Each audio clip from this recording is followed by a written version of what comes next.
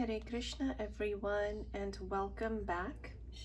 For anyone who may be new here, my name is Sheena, and this is Inspired Bhakti Yoga, where we talk about life, love of Godhead and Guru, taking our devotional potential to the next level, and of course the law of attraction in conjunction with Bhakti Yoga.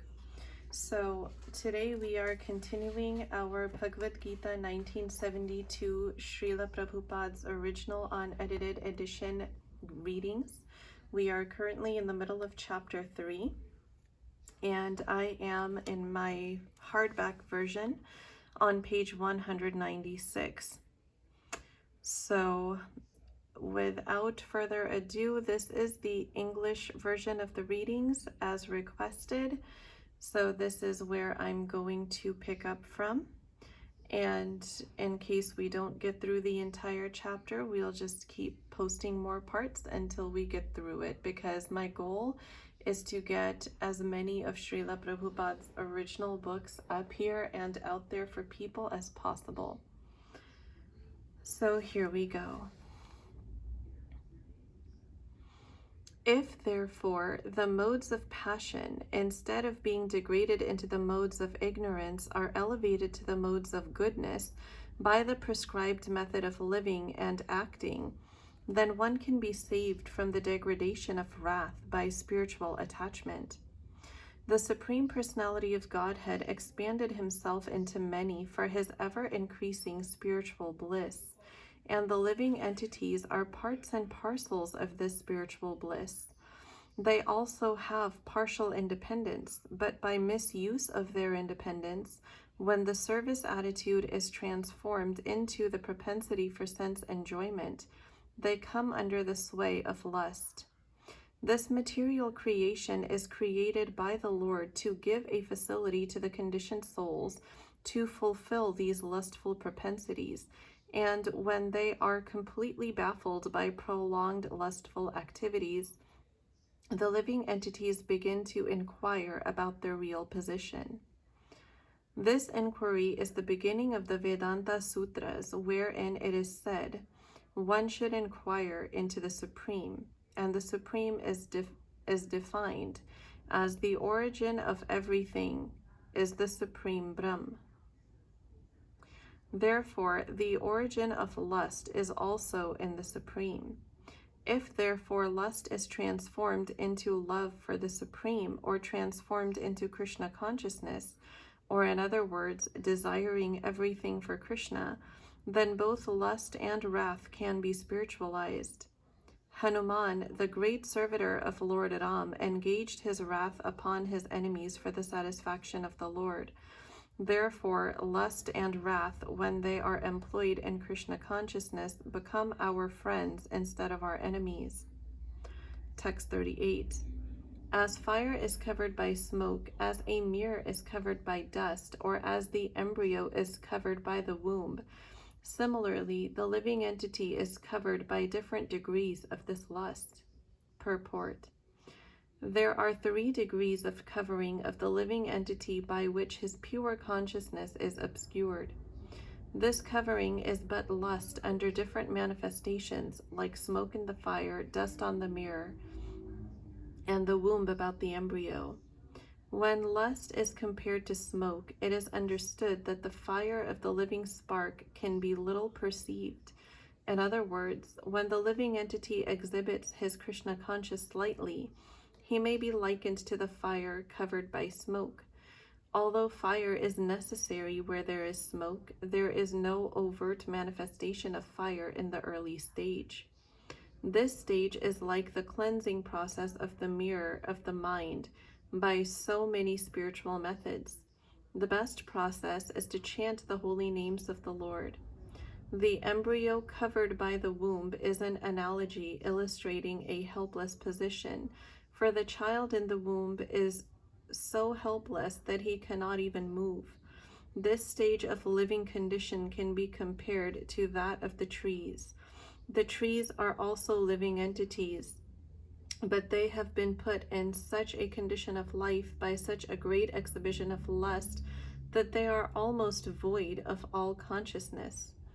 The covered mirror is compared to the birds and beasts, and the smoke-covered fire is compared to the human being. In the form of a human being, the living entity may revive a little Krishna consciousness, and if he makes further development, the fire of spiritual life can be kindled in the human form of life. By careful handling of the smoke in the fire can be made to blaze. Therefore, the human form of life is a chance for the living entity to escape the entanglement of material existence. In the human form of life, one can conquer the enemy lust by cultivation of Krishna consciousness under able guidance. Text 39.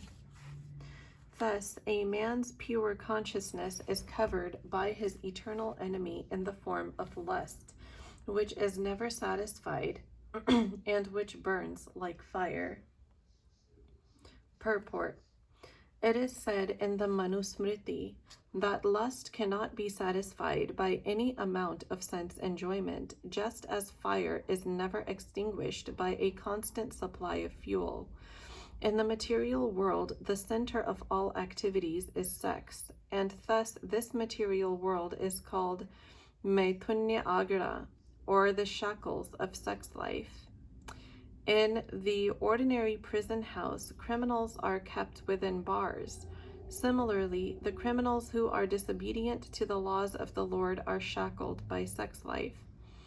Advancement of material civilization on the basis of sense gratification means increasing the duration of the material existence of a living entity. Therefore, this lust is the symbol of ignorance by which the living entity is kept within the material world. While one enjoys sense gratification, it may be that there is some feeling of happiness, but actually the so-called feeling of happiness is the ultimate enemy of the sense enjoyer. The senses, the mind, and the intelligence are the sitting places of this lust, which veils the real knowledge of the living entity and bewilders him. The enemy has captured different strategic positions in the body of the conditioned soul, and therefore Lord Krishna is giving hints to those places, so that one who wants to conquer the enemy may know where he can be found. Mind is the center of all the activities of the senses, and thus the mind is the reservoir of all ideas of sense gratification. And as a result, the mind and the senses become the repositories of lust. Next, the intelligence department becomes the capital of such lustful propensities. Intelligence is the immediate next-door neighbor of the spirit soul.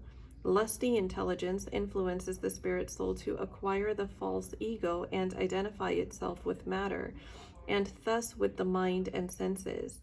The spirit soul becomes addicted to enjoying the material senses and mistakes this as true happiness. This false identification of the spirit soul is very nicely explained in the Srimad Bhagavatam.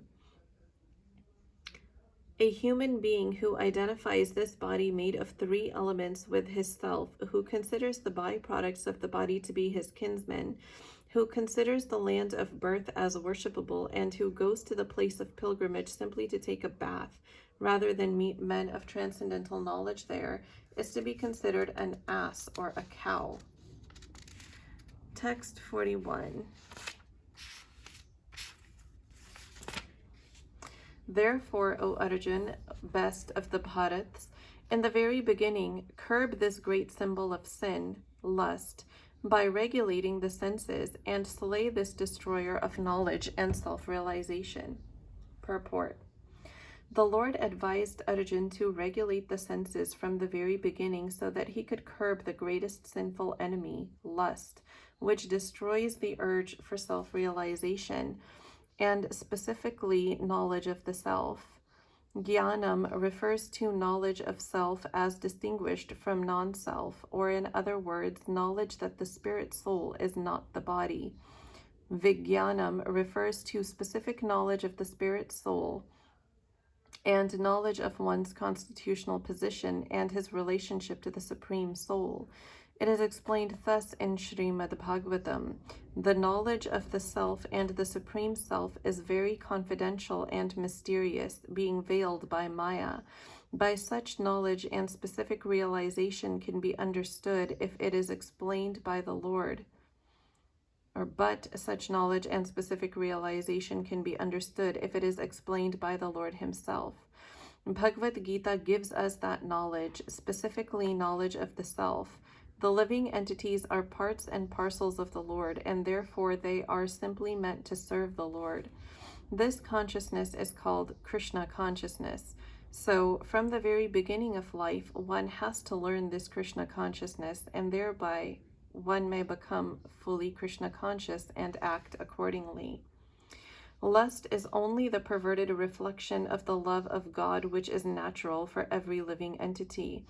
But if one is educated in Krishna consciousness from the very beginning, that natural love of God cannot deteriorate into lust. When love of God deteriorates into lust, it is very difficult to return to the normal condition. Nonetheless, Krishna consciousness is so powerful that even a late beginner can become a lover of God by following the regulative principles of devotional service. So from any stage of life, or from the time of understanding its urgency, one can begin regulating the senses in Krishna consciousness, devotional service of the Lord, and turn the lust into love of Godhead, the highest perfectional stage of human life. Text 42. The working senses are superior to dull matter. Mind is higher than the senses. Intelligence is higher than the mind. And the soul is even higher than the intelligence. Purport. The senses are different outlets for the activities of lust. Lust is reserved within the body, but it is given vent through the senses. Therefore, the senses are superior to the body as a whole. These outlets are not in use when there is superior consciousness or Krishna consciousness. In Krishna consciousness, the soul makes direct connection with the Supreme Personality of Godhead. Therefore, the bodily functions as described here ultimately end in the Supreme Soul. Bodily action means the functions of the senses, and stopping the senses means stopping all bodily actions. But since the mind is active, then even though the body may be silent and at rest, the mind will act as it does during dreaming. But above the mind, there is the determination of intelligence, and above the intelligence is the soul proper. If, therefore, the soul is directly engaged with the Supreme, naturally all other subordinates, namely the intelligence, mind, and the senses, will be automatically engaged. In the Katha Upanishad, there is a passage in which it is said that the objects of sense gratification are superior to the senses, and mind is superior to sense objects. If, therefore, the mind is directly engaged in the service of the Lord constantly, then there is no chance of the senses becoming engaged in other ways. This mental attitude has already been explained. If the mind is engaged in the transcendental service of the Lord, there is no chance of its being engaged in the lower propensities. In the Katha Upanishad, the soul has been described as Mahan, the great. Therefore, the soul is above all, namely, the sense objects, the senses, the mind, and the intelligence. Therefore, directly understanding the constitutional position of the soul is the solution of the whole problem. With intelligence, one has to seek out the constitutional position of the soul and then engage the mind always in Krishna consciousness. That solves the whole problem. A neophyte spiritualist is generally advised to keep aloof from the objects of senses. One has to strengthen the mind by use of intelligence. If by intelligence one engages one's mind in Krishna consciousness by complete surrender unto the Supreme Personality of Godhead, then automatically the mind becomes stronger, and even though the senses are very strong, like serpents, they will be no more effective than serpents with broken fangs. But even though the soul is the master of intelligence and mind, and the senses also still, Unless it is strengthened by association with Krishna and Krishna consciousness, there is every chance of falling down due to the agitated mind. Text 43. Thus, knowing oneself to be transcendental to material senses, mind, and intelligence, one should control the lower self by the higher self, and thus, by spiritual strength, conquer this insatiable enemy known as lust. Purport.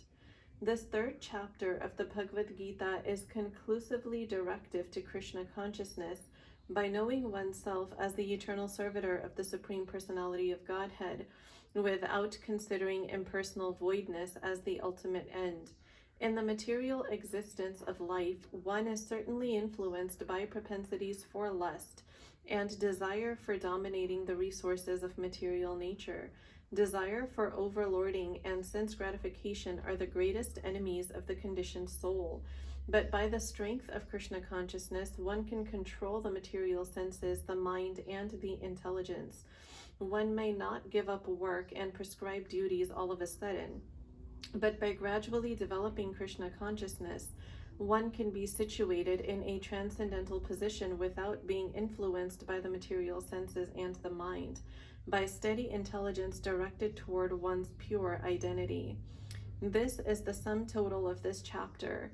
In the immature stage of material existence, philosophical speculations and artificial attempts to control the senses by the so-called practice of yogic postures can never help a man toward spiritual life. He must be trained in Krishna consciousness by higher intelligence. Thus ends the Bhaktivedanta purports to the third chapter of the Srimad Bhagavad Gita in the matter of Karam Yoga, or the discharge of one's prescribed duty in Krishna consciousness. So I will go ahead and continue on to chapter 4 just a little bit, and then probably in the middle of that chapter we'll draw to a close, since we're already at the 17-minute mark here. So chapter 4, Transcendental Knowledge. Text 1. The Blessed Lord said, I instructed this imperishable science of yoga to the sun god Vivasvan, and Vivasvan instructed it to Manu, the father of mankind, and Manu in turn instructed it to Ikshvaku. Purport. Herein we find the history of the Bhagavad Gita traced from a remote time when it was delivered to the royal order, the kings of all planets. This science is especially meant for the protection of the inhabitants, and therefore the royal order should understand it in order to be able to rule the citizens and protect them from the material bondage to lust.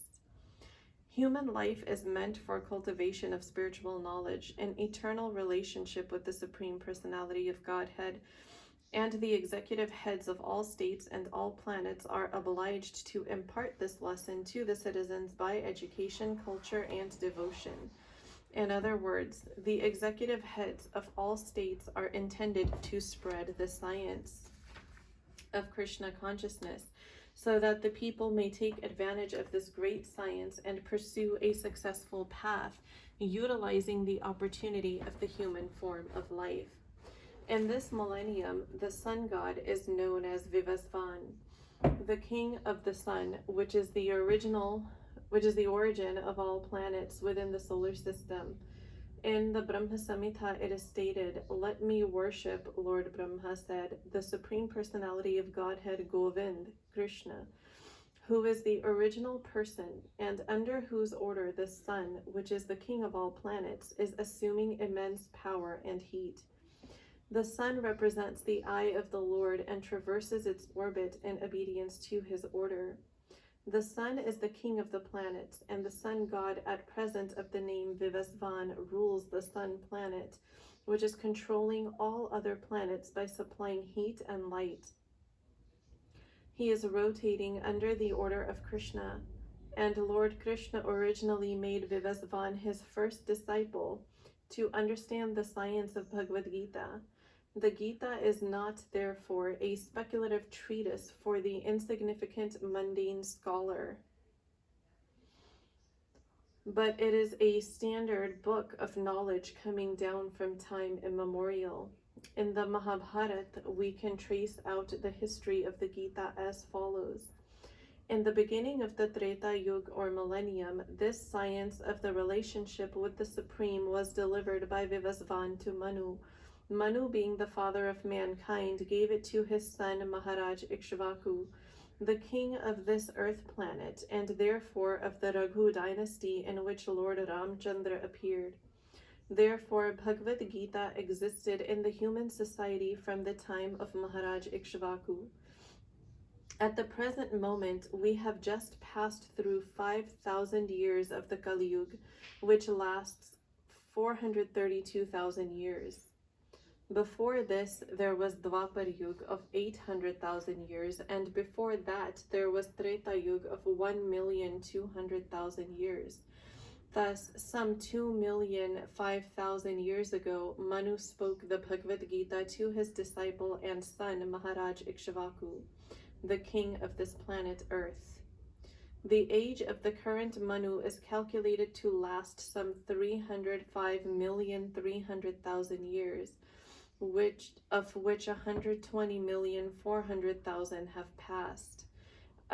Accepting that before the birth of Manu, the Gita was spoken by the Lord to his disciple, the sun god Vivasvan, a rough estimate is that the Gita was spoken at least 120,400,000 years ago, and in human society it has been extant for 2 million years. It was respoken by the Lord again to Arjuna about 5,000 years ago. That is the rough estimate of the history of the Gita according to the Gita itself, and according to the version of the speaker, Lord Sri Krishna. It was spoken to the sun god Vivasvan because he is also a Kshatri and is the father of all Kshatris who are descendants of the sun god, or the Suryavansh Kshatris. Because Bhagavad Gita is as good as the Vedas, being spoken by the Supreme Personality of Godhead, this knowledge is apurusha, or superhuman. Since the Vedic instructions are accepted as they are without human interpretation, the Gita must therefore be accepted without mundane interpretation. The mundane wranglers may speculate on the Gita in their own ways, but that is not Bhagavad Gita as it is. Therefore, Bhagavad Gita has to be accepted as it is from the disciplic succession, and it is described herein that the Lord spoke to the sun god spoke to his son Manu, and Manu spoke to his son Ikshvaku. Text 2. This supreme science was thus received through the chain of disciplic succession, and the saintly kings understood it in that way. But in course of time, the succession was broken, and therefore the science as it appears to be lost. Purport. It is clearly stated that the Gita was especially meant for the saintly kings because they were to execute its purpose in ruling over the citizens. Certainly, Bhagavad Gita was never meant for the demonic persons who would dissipate its value for no one's benefit and would devise all types of interpretations according to personal whims. As soon as the original purpose was scattered by the motives of the unscrupulous commentators, there arose the need to re-establish the disciplic succession. 5,000 years ago, it was detected by the Lord himself that the disciplic succession was broken, and therefore he declared that the purpose of the Gita appeared to be lost. In the same way, at the present moment also, there are so many editions of the Gita, especially in English, but almost all of them are not according to authorized disciplic succession. There are innumerable interpretations rendered by different mundane scholars, but almost all of them do not accept the Supreme Personality of Godhead, Krishna, although they make a good business on the words of Sri Krishna. This spirit is demonic, because demons do not believe in God, but simply enjoy the property of the Supreme. Since there is a great need of an edition of the Gita in English, as it is received by the Parampara disciplic succession system, an attempt is made herewith to fulfill this great want. Bhagavad Gita, accepted as it is a great boon to humanity, but if it is accepted as a treatise of philosophical speculations, it is simply a waste of time. So I am going to give the reading a rest here today. We are currently on page 208, and we will be picking up with text 3 in the next reading video. Thank you so much, everyone, for joining us here today and for helping me spread Srila Prabhupada's original unedited works as he so desired. That is my greatest goal and hope of service that I can do for him. I hope you all have a beautiful Krishna conscious rest of your night, and I will talk to you again in the next reading video. Hare Krishna.